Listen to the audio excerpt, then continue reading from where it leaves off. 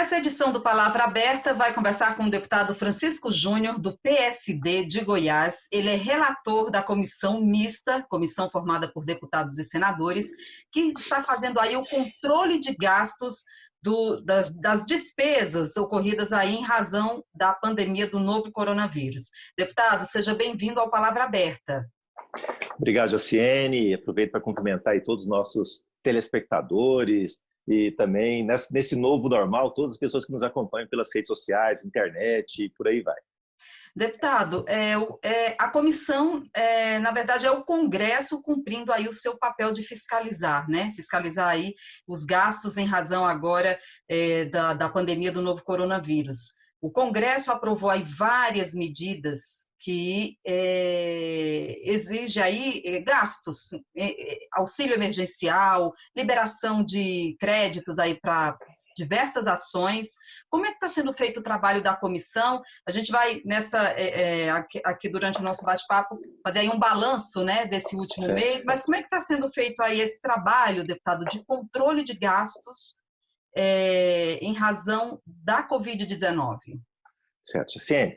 A comissão ela é criada junto com a criação do estado de calamidade. Então, no momento que foi decretado o estado de calamidade, foi criada a comissão mista, que é composta por senadores e deputados, com essa intenção de fiscalizar e acompanhar todos os gastos para combater a pandemia da Covid-19, coronavírus. Agora, quando a gente fala acompanhar gastos, fiscalizar, não é uma fiscalização meramente formal, para saber se cumpriu legislação, se foi feita licitação ou não, até porque nós estamos no estado de exceção, no estado de calamidade. Mas é também para saber se as medidas que estão sendo tomadas estão cumprindo o seu papel, a eficiência e a eficácia. Então, nós estamos falando aí em bilhões de reais, há uma previsão de um endividamento muito significativo para o país, nós vamos recuar a nossa economia quase mais de 10 anos, né? Então, há um prejuízo muito grande em todos os sentidos. Nós temos aí uma consequência da pandemia na área da saúde, que é a primeira, né? Pessoas estão morrendo, pessoas estão adoecendo. Nós temos uma consequência na área econômica muito significativa e decorrência de tudo isso, uma consequência social. O Brasil empobreceu, as pessoas, as famílias estão mais empobrecidas. Então, o governo precisa agir. Então, ele age com relação à saúde, ajudando os estados e municípios, os postos de saúde, os hospitais, construindo hospitais de campanha, estão fazendo um investimento muito significativo na área da saúde para aqueles que adoecem, ao mesmo tempo que ele tem que fazer um socorro direto às pessoas e às empresas. Então, por exemplo, daí vem o Corona Voucher, que é um bom exemplo, R$600 para cada cidadão que está também numa situação difícil. Nós estamos falando de mais de 50 milhões de brasileiros que buscaram esse recurso, uma despesa de bilhões. Então, no total, a pandemia previu-se um valor muito alto, 1 trilhão de reais e 200 e tantos bilhões no total. A essa altura do campeonato, nesse momento, os dados mais recentes que nós temos da comissão, nós já teríamos que ter gasto 404 bilhões de reais. Estava previsto, porém, foi previsto, foi preparado, foi disponibilizado e autorizado, mas efetivamente gastamos apenas, e esse apenas vai entre aspas, né, 119 bilhões de reais. Então, na verdade, a necessidade existe um esforço. Praticamente aí, então, deputado, se gastou aí 30%. Um quarto, é isso? Um pouco terço. mais, 30%. 30% do que poderia. E em razão de que circunstâncias que o país não está conseguindo, então, aplicar esses recursos ou gastar? É liberação por parte do executivo? O que está acontecendo? Então, aí existem as mais diversas dificuldades, que é o que nós estamos trabalhando. Porque você tem as dificuldades normais de se gastar no Brasil, a burocracia necessária e a burocracia excessiva. Então, você tem aí uma dificuldade de fornecer. Houve momento que não tinha, você tinha dinheiro, queria comprar respirador, por exemplo, e não tinha respirador para comprar. então tinha que importar, a dificuldade logística que tem o país. Então, assim, as dificuldades são tremendas. Nós estamos falando de um país de tamanho continental com problemas continentais. Então, nós temos aí toda essa dificuldade, além de termos também as dificuldades políticas, de gestão, de conflitos que nós estamos tendo aí, inclusive virou uma guerra na justiça. Quem comanda o que abre, o que fecha, o que é da alçada federal, o que é subnacional dos estados e dos municípios. Então, existiu aí toda essa polêmica que, com certeza, interferiu e prejudicou na execução das medidas necessárias para combater o coronavírus, e a gente tem aí essa realidade hoje, a quantidade de mortes, a quantidade de contaminados ainda crescente, e sem ter os dados ainda tão confiáveis como gostaríamos, porque nós não conseguimos testar. Uma das dificuldades do gasto é isso, testes confiáveis e testar um percentual significativo da sociedade, para nós sabermos de fato o que está acontecendo. Para mim, ainda, esse é o problema do início da pandemia e continua sendo um grande problema a questão da testagem. Nós estamos conversando aqui no Palavra Aberta com o deputado Francisco Júnior, do PSD de Goiás. Ele é relator da Comissão Mista de Controle de Gastos da Covid-19, essa comissão formada por deputados e senadores, uma comissão do Congresso Nacional que acompanha, então, está fiscalizando e acompanhando, fazendo esse controle dos gastos aí, das despesas, né, em relação à Covid-19.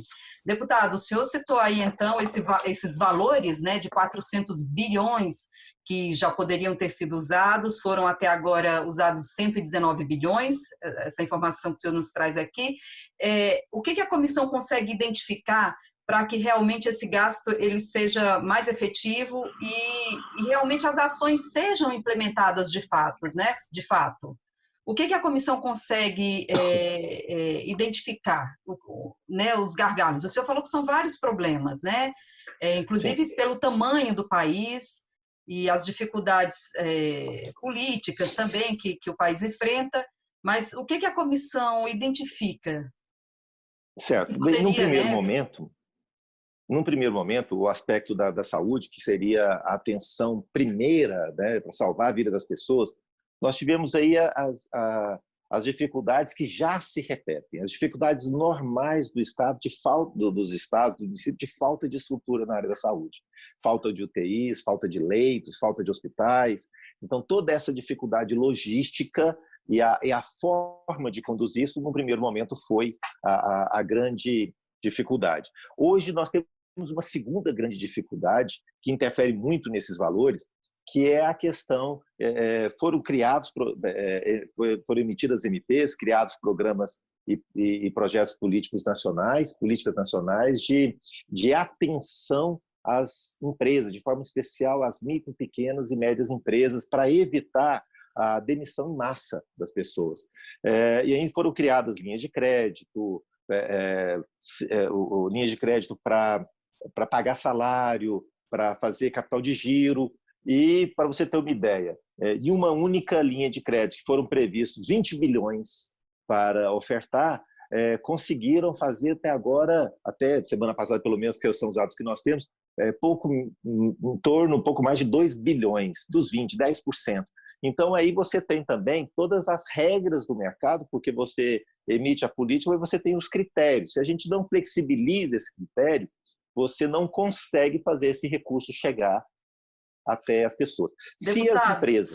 não seria, então, falta de dinheiro, né? Não seria falta de recurso. Realmente seria o processo mesmo, os mecanismos aí para que esse recurso chegue onde tem que chegar, né? Exato. O recurso está autorizado, grande parte dele já está empenhado, mas não consegue chegar até o final, por essas dificuldades. Aí você tem as dificuldades mais difíceis, de todas as ordens, inclusive do mercado financeiro. Porque você tem, por exemplo, a última conversa que nós tivemos foi com o presidente do BNDES. Ele oferta o crédito, mas ele chama de última milha, né? Quer dizer, ele não tem uma rede de varejo. Os bancos parceiros que estão lá na ponta, o empresário não consegue passar no filtro para receber o crédito. Mas é evidente que ele não vai passar. Nós estamos numa crise, ele não consegue dar as garantias que o banco precisa. Então, chegou ao ponto do governo federal dar 100% de garantia para os bancos. para eles poderem ofertar. E mesmo assim nós estamos tendo dificuldades. E esta hoje é a situação mais complicada. Porque, veja bem, se o empresário não consegue sobreviver, ele tem que abrir as portas. Então ele briga com o prefeito, ele briga com o governador, porque ele precisa abrir as portas. Quando ele abre as portas, ele cria movimento, as pessoas saem e se contaminam. Então, é uma bola de neve e uma situação de ação e reação. Complicado. Muito complexo. Deputado, complexo, né? Complexo, não há solução simples, né, para essa situação, mas a gente já vai encerrar o nosso bate-papo e eu vou encerrar fazendo a pergunta para o senhor. Como é que a comissão, na verdade, né, enxerga assim, o que poderia ser feito? Há medidas que podem ser feitas para que tente equalizar essa situação toda, né? Ou pelo menos reduzir essa dificuldade desses recursos chegarem aonde realmente esses recursos precisam chegar? Todo o trabalho do governo e da comissão, nesse momento de pandemia, ele visa 2 objetivos: mitigar os prejuízos, os danos, diminuir os danos e nos preparar para o pós-pandemia, para a retomada do crescimento, do desenvolvimento. Então, em situações excepcionais, nós temos que ter um comportamento excepcional. Então, nós precisamos compreender, e as leis que estão sendo aprovadas, elas estão criando essa exceção, estão tendo exceções em vários aspectos. Então, nós precisamos, as autoridades, o povo, precisa entender que neste momento de diferença, nós precisamos funcionar de forma diferente. Então, nós precisamos criar critérios específicos para o momento da pandemia, critérios de transição para o pós-pandemia e depois segue a vida. Então, este é o momento de criar as exceções com muito bom senso, com muita responsabilidade para abrirmos o que precisa ser aberto com protocolo e com critério. Essa é a tarefa que temos que fazer agora. O difícil está sendo criar um acordo nesses protocolos e nesses critérios. Então, nesse momento, a autoridade do poder público tem que falar mais alto e nós temos que pôr ordem na casa, e é isso que tem que ser feito agora, e estamos buscando ajudar. Deputado, e muitas dessas medidas aí de mudança de protocolo, essas mudanças precisam passar pelo Congresso, né? Praticamente todas. E o Congresso tem trabalhado muito, ele tem agido de forma muito rápida. A gente até conversava um pouquinho antes da entrevista de que nós estamos abrindo mão de várias etapas do processo para dar agilidade. E isso tem que valer a pena. Então, a sociedade precisa compreender que é um momento de agir diferente, porque a situação é diferente. Depois a gente retoma. E o Congresso tem trabalhado muito, tanto a Câmara quanto o Senado. Tem tido sessões virtuais quase que diariamente, um volume muito grande de aprovação de projetos. E há um esforço conjunto para que a gente siga. Agora, tem que ter essa compreensão por parte do cidadão também e colaborar. Tá certo, deputado. A gente agradece a sua participação, as suas informações aqui no Palavra Aberta. Muito trabalho aí na comissão mista, né, deputado?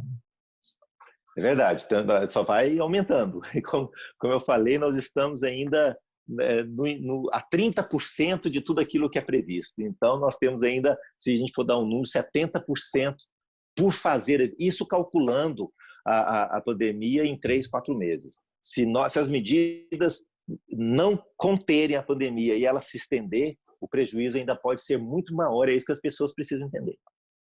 Tá certo. A gente agradece aqui a participação do deputado Francisco Júnior, do PSD de Goiás, conversando com a gente aqui no Palavra Aberta, trazendo aí as informações sobre o trabalho feito pela Comissão Mista de Controle de Gastos da Covid-19. Ele que é relator da comissão e trazendo esse panorama aí para a gente conhecer um pouquinho aí do trabalho que está sendo feito nessa tentativa aí de acompanhar, né, e fazer esse controle de gastos das despesas feitas aí pelo poder público durante a pandemia do novo coronavírus.